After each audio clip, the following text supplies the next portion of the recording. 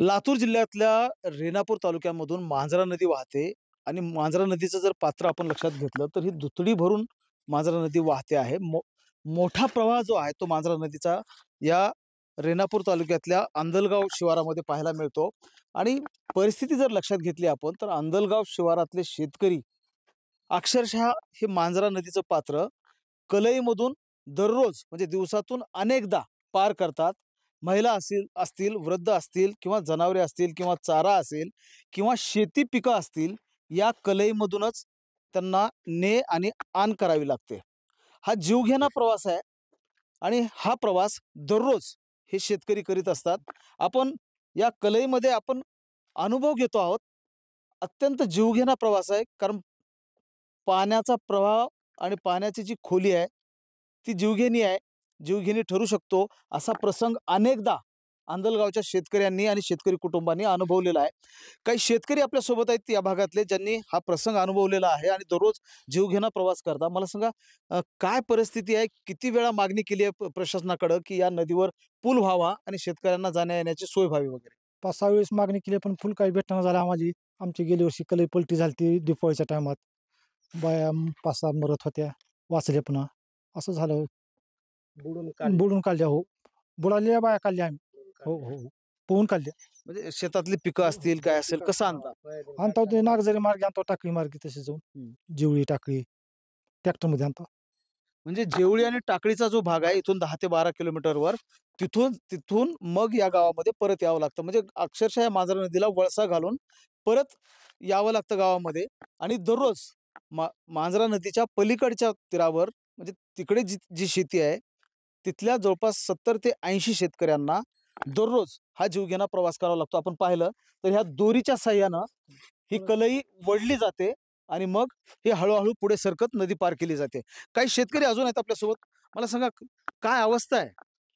अवस्था बिकट आहे आमची साहेब. आणि जवळजवळ हे पिढ्यानुपिढ्या आमचं असलंच आहे.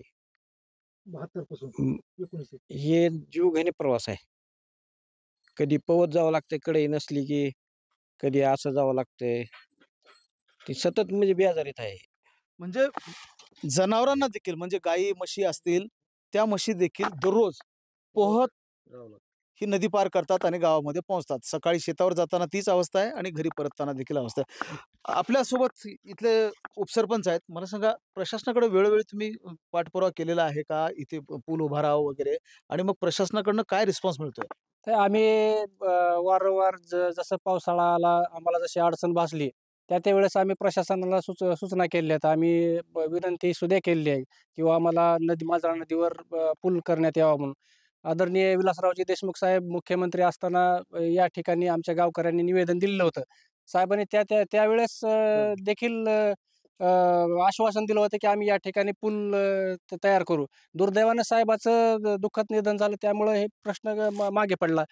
आणि हा जो प्रवास आहे, हा प्रवास पिढ्यानपिढी करीत आलेला आहे. तर कमीत कमी ह्या कडई बनण्यासाठी शेतकऱ्याला 40,000 रुपये खर्च आलेला आहे. आणि हे खर्च स्वतः खिशातून शेतकऱ्यांनी केलेला आहे. 70 ते 80% क्षेत्र आमचं ह्या नदीच्या पलीकडच्या बाजूला असल्यामुळं हे सतत महिला असतील, पुरुष असतील किंवा या ठिकाणी जे लहान लेकरं आहेत, जर शेतामध्ये जायचं असलं तर लहान लेकरू जरी असलं तर एकटं ह्या कडईच्या माध्यमातून प्रवास करते. आणि इतका धोकादायक आहे प्रवास की अक्षरशः हे कड ते कड पाय सुद्धा म्हणजे थांबत नाही खाली पाण्यामध्ये. आणि मुख्यमंत्री साहेब, उपमुख्यमंत्री साहेब आणि पालकमंत्री साहेब, या प्रशासनाला आमची विनंती आहे की या ठिकाणी तात्काळ पूल उभा करावा आणि आम्हा शेतकऱ्याला न्याय देण्यात यावा. कारण आम्हाला शेतीमध्ये जर एखादी रास केली तर कमीत कमी 12-15 किलोमीटरचं अंतर काटून आम्हाला घरापर्यंत माल आणायला सुद्धा परवडत नाही. काही काही शेतकरी त्याच मार्गानं लातूरला देखील मार्केटला घेऊन जातात. महेंद्र जोंधळे, TVN मराठी, लातूर.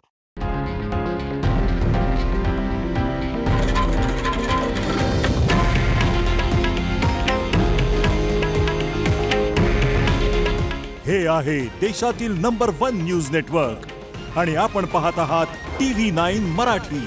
काळजी तुमची, हित महाराष्ट्राचं.